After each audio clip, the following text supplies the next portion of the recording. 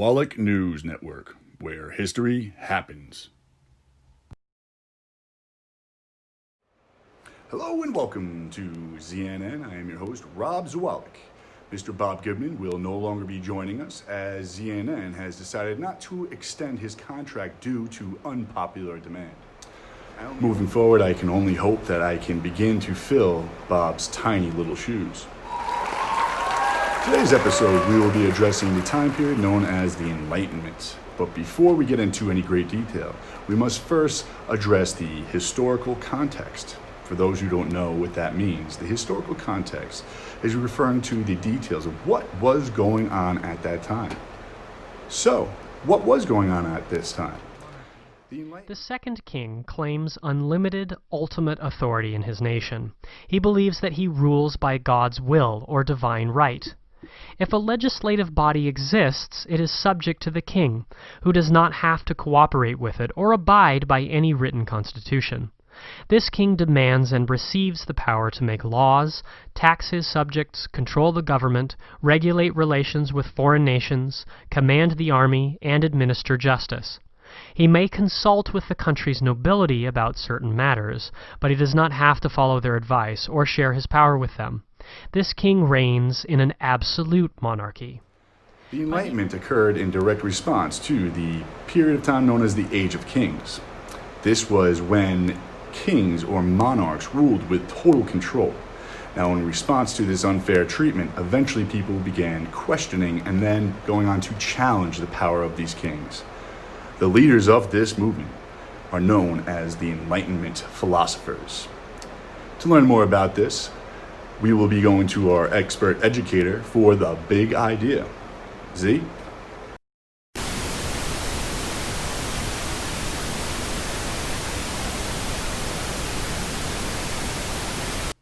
Hello, this is Bob Goodman reporting from an undisclosed location. You'll never guess where I am. You try to have a news show without Bob Goodman?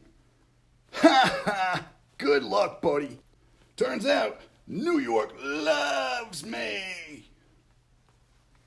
Hug, hug. Bob's back with the big idea.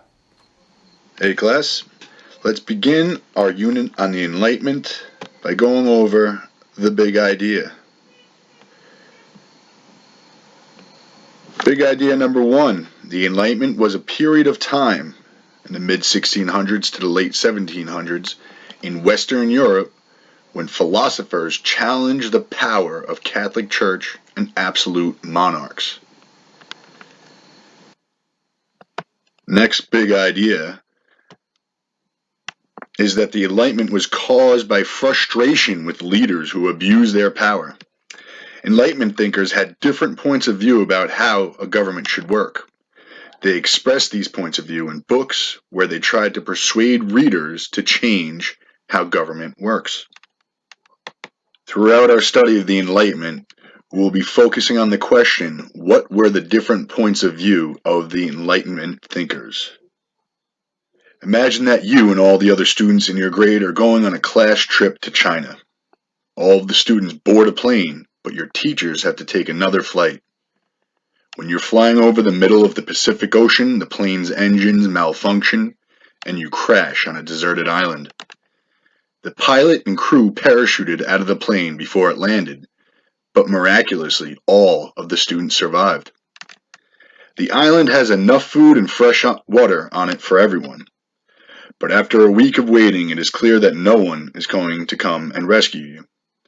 The lack of rules have created tension between you and your classmates, and you decided that a government is needed.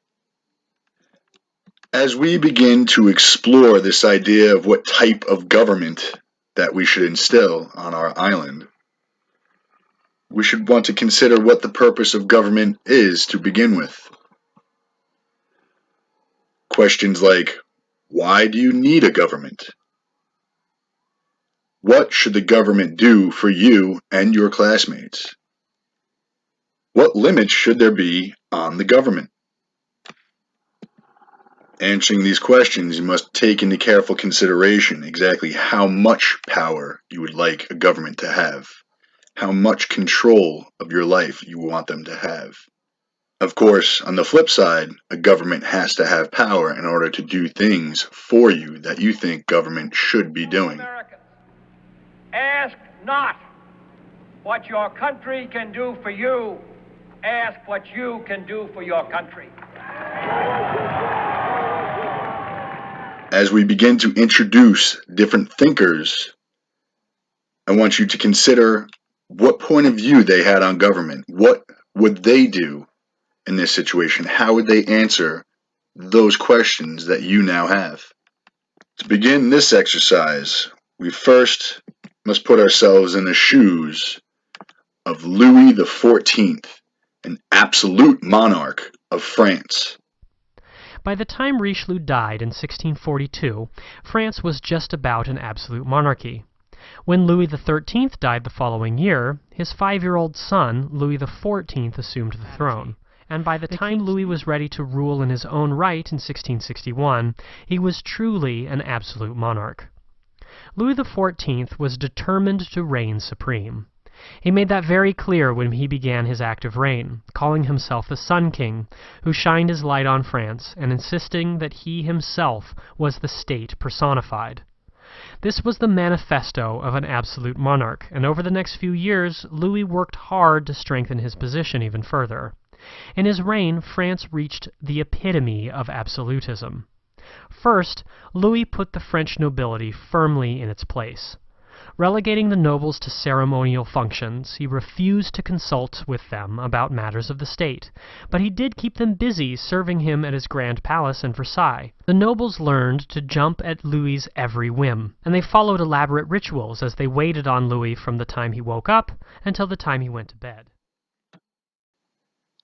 Now that we know a little bit about Louis XIV, what suggestion do you think he would have about how you should run the island? Alright, that's it for the introduction to the Enlightenment. Next time we meet, I will be introducing you to the thinkers that led this movement. Till then. Baby, Bobby's back, baby, and that's the big idea.